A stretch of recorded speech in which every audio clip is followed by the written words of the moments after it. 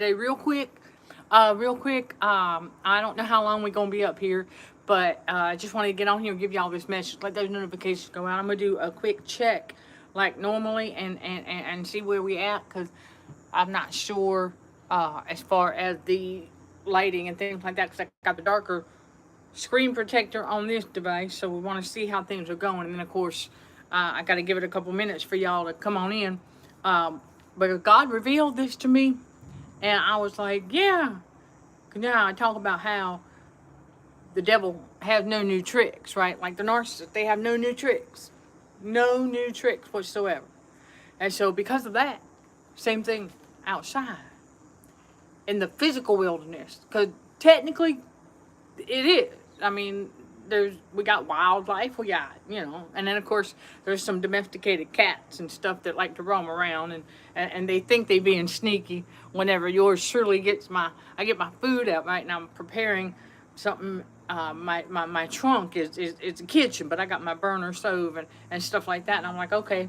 So we get to preparing something, and I'll see the little cat come and peek their head around them little grass thingies and stuff, and they watch, and I'm like, hey, kitty, I said, you trying to be sneaky? And they just look at you like, and then they look away, and they're like trying to act like they ain't even. I said, yeah, okay, all right, so let's go ahead. And they just look at you like. All right, there we go. All right, I want you to go ahead and see how. Okay. So I know y'all can see. Okay, you see the chair in the background. You see my cooler there and some notepad and stuff. So okay. All right, just checking to see what y'all can see. And the devil, it's harder for the devil to attack. I got this up to monitor the chat too. So I'm going to set that down for a moment and go ahead and share with y'all. That's what God revealed to me, because I was like, it's nothing new under the sun. Nothing new. It's Ecclesiastes 1 verse 9 over and over again.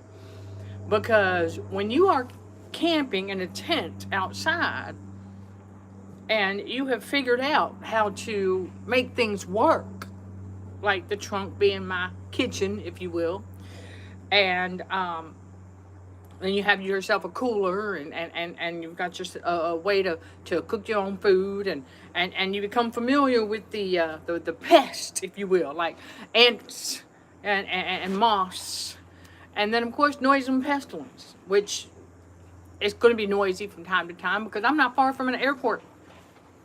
So yeah, okay, and there's the occasional aircraft, and then of course other campers, and then others just visit in the park for the day. So they come and go, right?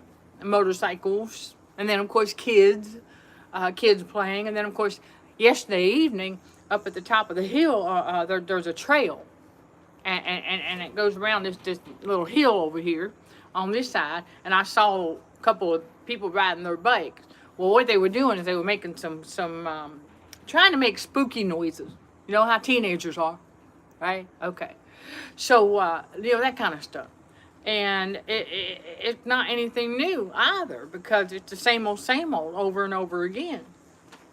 And I said, okay. And then any kind of sabotaging that, since I've been camping outdoors, the only sabotaging that the devil had access to was putting little pinholes, okay, inside a tent to allow entry for antimated salt molecules. Well, we figure that stuff out. I mean, I've been figuring out their behaviors and stuff like that. And so I said, okay. I said, well, that's it. I said, the devil's time is always short. God tells us that for a reason. I thank y'all for hitting the thumbs up. All right, because this is so true. When you realize, we're not talking about the 40 years in wilderness. That's a spiritual thing. Okay, that's a spiritual thing. Y'all got to understand that. When Jesus was going through the wilderness, okay, and the devil was trying to tempt him. The devil was trying to promise him, the world. He was like, if you just succumb to me and all of that, until like promising Jesus the world, and he did not cave. And so now, chosen ones, we're in repentance. We're in God's reality. Same thing for us. And so we realize that in the physical wilderness, okay, this is a place that Jesus knows all too well. This is a place that we come to know all too well, because we see the patterns. Remember, patterns tell a story, and we don't ignore the patterns. And so it's the same old over and over again. So whenever I see a certain behavior of those antimated salt molecule, I'm like, okay, hold on just a second. There's an entry point somewhere. Or there's a dead moth that they're feeding on, or a dead fly that they're feeding on. Because they do feed on each other, just like narcissists. I'm telling y'all. Them little parasites. Why do you think they call narcissists parasites? Well, it's because they feed on each other. Right? They don't just feed on our emotions, but they feed on each other too. So there you go. That's not a coincidence. And but it's harder for the devil to attack in the physical wilderness because of this. Because it's so limited with what he can do or try to do. It's a very short list. Noise. Okay, no, we can't control outside noises, and we can't control behaviors of others. Right? Okay, so they won't be loud. They're going to make whatever. Okay, and we know that the devil's trying to stress out the vagus nerve, so we're totally aware of that. And when I talk about that, I'm talking about because we're learning more about the importance of releasing and getting rid of hand tension. Okay, yes, all the way down to the fingertips. I got more coming for y'all on the Patreon membership channel all about that. What God revealed to me as to why my autonomic nervous system was still responding a certain way when my fingertips, I said, oh, right, we made another connection. So again, that's Jezebel case study, y'all. The things that she tried to do to this body, blessings in disguise, because I have become more aware, and I'm helping y'all become more aware of these things as well, so that we can help that inner child get back to the present and fully heal once again, once and for all, and become more aware of how it's responding to what and when, and that way it can never be re-traumatized again. Glory be to God. And so this is why I tell y'all, and this part of it is harder for the devil to attack in the physical wilderness, because there's only so much that he can work with. Right? Because when you're out in the open like this, I mean, you're surrounded by the trees and fresh air, right? And, you know, well, I mean, you might have some neighbors, okay, that are camping, and then other campers over here and stuff like that. Okay, that's cool. And then you might come across a monitoring spirit from time to time, but that's nothing new. And it's usually going to be the monitoring spirit that does any kind of sabotaging. So you keep that in mind as well. That it's usually the monitoring spirit, because monitoring spirits are narcissists, and they go camping too, okay? But the attacks, okay, especially because it is a spiritual battle for the mind, so you keep in mind, right, that the tactic, the shenanigan that the devil can pull in the physical wilderness, it's a very short list. Because and then you find a way to lock your tent. Yeah, and when you do that, you're like, okay, that's it, game over. All right, no more monitoring spirits gonna be able to do anything like that. And so we learn these things, you know, learn the patterns, and then learn new lessons, okay, along the way. And you don't ignore. We don't ignore those patterns, because of the simple fact that, okay, it's nothing new, and so you know what to do if the devil decides to use that same shenanigan at the next campsite. Then you're like, okay, you already know what to do. You already know how to get around that resistance. You already know it, nothing new. And you're like, oh, okay. It's just like I said, okay, I said, God has us here because there's a few more lessons to learn. I want y'all to remember that. Never forget that when God has us doing things, there's always lessons in that. There's always lessons, okay? And so we look for those. That's what I do. I'm like, all right, what's the lesson today? We got some more lessons. I know we do. Okay, some things that we are continuing to unravel and what God is revealing. I love this season because God is revealing so many things, not just about the autonomic nervous system and our inner child, our biological body, how He created the biological body. Oh my gosh. Wow. And so revealing more about why the Jezebel case study put bruises where she put them and everything like that. I mean, we understand the spiritual, but he's pointing out the physical, because there's a lot of things that yours truly should not, according to the world, should not have even experienced at such a young age. You know, according to the world. But see, we didn't conform to this world. We're not going to. I refuse to accept any of that as like the new norm, because I know it's not. I see the bruises. I found the bruises right here. Right here. I found those bruises early on. I said, okay, I see what's up there. So we're just going to have to wait and let those heal. I saw them bruises. Oh, yeah. You know, God revealed. And So it's just about, letting them do their thing, and we do ours, and we just eating healthier and staying busy, walking, weight training. Yes. All right, we are still endurance training. We are not giving up. No, we don't give up and give in, chosen one. And so you can still do that in the physical wilderness. Oh yeah. In fact, walking, okay, in the parks and things like that it's wonderful, because you're with nature. And oh yes, we know about the fake birds, by the way. Oh yeah, more about that on the Patreon membership channel too. Okay, what God revealed to me, because I was like, wait a minute, I said that frequency don't sound quite right for a genuine bird chirp.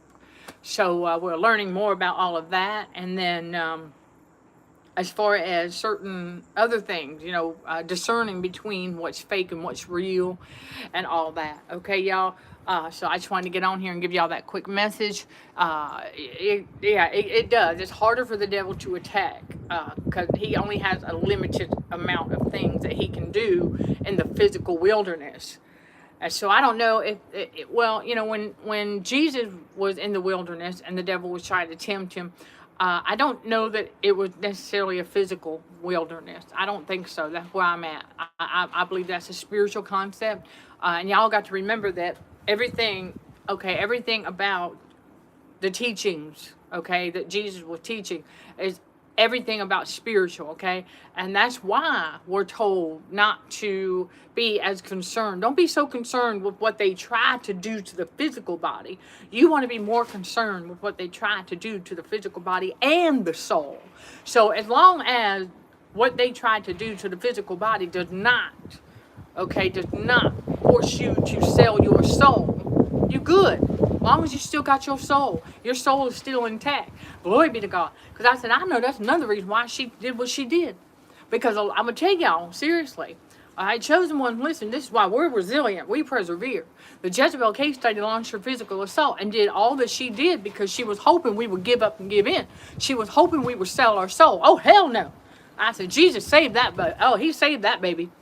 All right, Jesus saved my soul, and I am more than grateful. I am grateful. That's probably one of the most significant things that I'm grateful for in this life is Jesus saving my soul. So I ain't giving up and giving in. Oh heck no. And that's what God tells us to be more concerned with. All right, it's staying on the path, that narrow path. Okay. And paying attention to the fact that, okay, you know what? Because Jesus already defeated the devil for us. It's just we get to see now, how he did it. And we also are learning how we overcome. Okay? We can overcome, and we learn that we can. Because I'm going to tell y'all, for every single thing that we overcome, it's just a motivator to keep it moving, because we know, okay, now let's overcome the next thing. Let's overcome the next thing. I'm like, all right, I'm ready. I'm ready. We stay ready. This is what it means by when God says he's going to get us ready. And then we got to learn to stay ready and stay ready to overcome all that the devil tried to throw at us. And we get around that resistance and we figure out how to self-care in certain areas. And one day at a time. Because we ain't got to rush nothing. That's the beauty of it, too, is that we ain't got to hurry. Like, you know what? The devil wants you to think you got to hurry up and get stuff done. Because that'll trick you into getting ahead of God. But we ain't got to do that. We ain't got to do that. So like this morning, I'm making my omelet. I'm getting my breakfast together. And I was like, I said, I'm not even going to look at the clock. I don't even care what time it is. I'm going to get this breakfast going. And I did. I did not look at the clock until I started eating. I said, oh, that's all? I said, it ain't even 10 o'clock yet. I got plenty of time to get all this stuff done that I want to get done. And then some. All right, y'all? So you keep it moving forward. And remember that the devil's, he don't have a whole lot in the physical wilderness to use for attacks. No. It's because it's through the airwaves that he had the most shenanigans. Think about that. I've heard it. They've said that it is believed and known that the Prince of Darkness, right? Okay, rulers of the darkness of this world, that he is the Prince of the airwaves, right? Through television on the world stage and things like that. It's through all of that stuff, and then through the hustle bustle, the chaos, and the drama. That's where he had the most, okay, let's just say tools available to try and attack with. And that subconscious mind through subliminal messaging. Because out here in the wilderness, you ain't watching no television, and you ain't paying attention, and you're not getting caught up in no chaos and drama, right? So you basically, you take all of that away because you ain't listening to it. And so the devil ain't got it. He can't use it. Let that sink in. All right? So anything else that he tried to attack with, it's nothing. It's nothing. It's so mundane that you're like, oh, that again? As you go ahead and you solve that issue and keep it moving. Sending love and light to all fellow warriors. Thank you for watching, listening, and for your continued support. Till next time, let's show some gratitude to the Heavenly Father. And you, keep being you. In Jesus' name, amen.